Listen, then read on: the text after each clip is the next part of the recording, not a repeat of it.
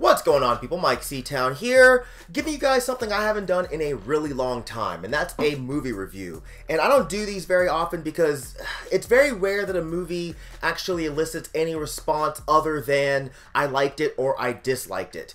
But I went and saw Mother, and I definitely feel like I have quite a few things to say.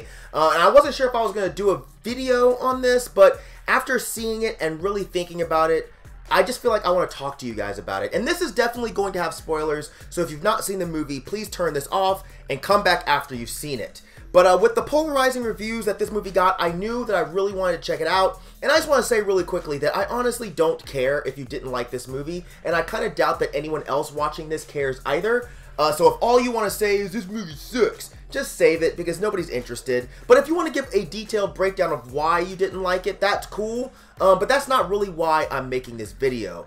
But moving on, the movie is basically about a woman, Jennifer Lawrence, who is living with Javier Bardem. Neither of them are referred to by name during the movie.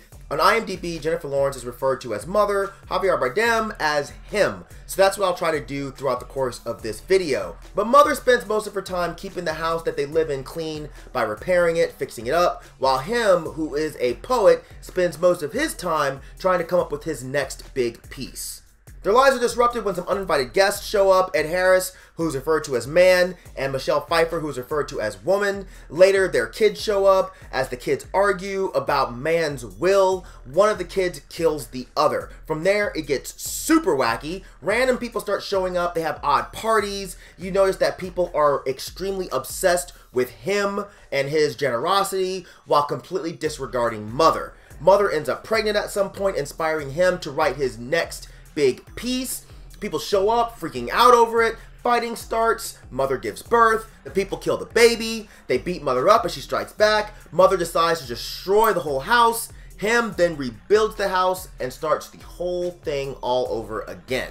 So that's the basic story, but what I want to talk about here is some of the imagery and the symbolism that I found to be extremely interesting, especially the ones that kept the story moving. Jennifer Lawrence, I feel like she represents Mother Nature. Javier Bardem represents God. Michelle Pfeiffer and Ed Harris represent mainly Adam and Eve. We get that because Harris shows up first. They're the first people to show up at this house.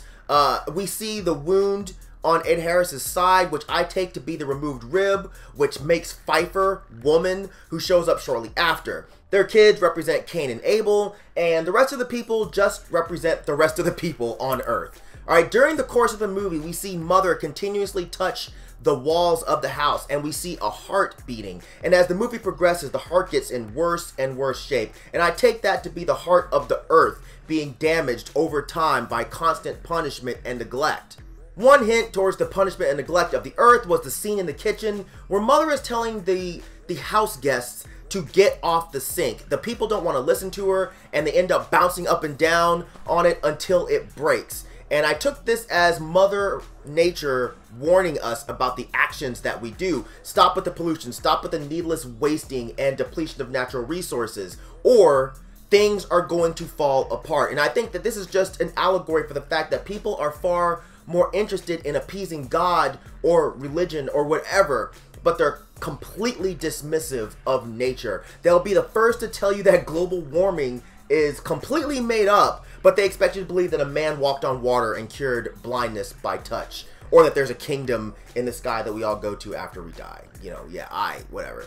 One part that I initially missed was him loving to hear all of the people's stories and how they inspire him. And I think this was a reference to religion needing the input of people in order to continue going. You know, and I didn't get it until I thought about it later on, but religion is man-made, and it would die off completely without people continuously adding on to the story, because there really is no divine intervention. And I found that part interesting, where the people invade the house, and once they're in there, they start tearing things apart and stealing them. And their justification for this is that they say that him says everyone should share everything. And so the people come into the house, when they start stealing things, you start to realize that this is a reference to people misinterpreting God's words and using them to justify violent and destructive acts. One scene that represents the destructive tendencies of religion is when the house breaks out in pandemonium, and all of a sudden Mother finds herself in the middle of a literal war zone, and the soldier comes over and tries to help her, but he ends up getting shot in the head. And at first I was just like, what the fuck is going on? But I feel like all of this stems from the words of him or God. Religion causes war, and Mother Nature is caught in the middle of it. When Mother Nature finally has the child, I feel like shit gets really crazy. Mother Nature and religion or God or whatever, they have a child and all people can do is eat it up. Literally. They kill the baby by snapping its neck and they eat it. And I feel like partly this represents the whole body and blood of Christ, because in a way I'm sure the baby represents Jesus. But I also saw this as a point that nature produces something and religion can't wait to get its hands on it, claim it as its own, and assist in its destruction.